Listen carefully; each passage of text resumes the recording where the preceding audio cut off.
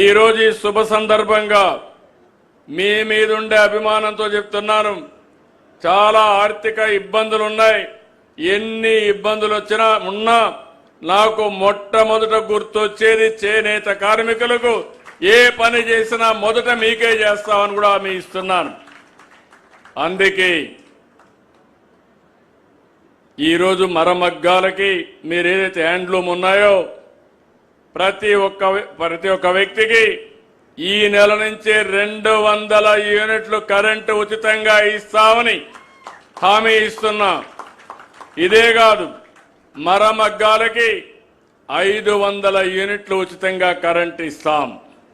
ఇది కాకుండా ఈరోజు మీరు ఒకసారి దీనివల్ల 93,000 కుటుంబాలకు లాభం వస్తుంది.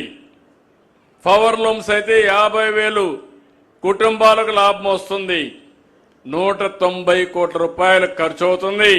అయినా పర్వాలేదు, ఎంత ఇచ్చినా అది తక్కువే ఈ చేనేత కార్మికులకని మరొకసారి విజ్ఞప్తి చేస్తున్నా.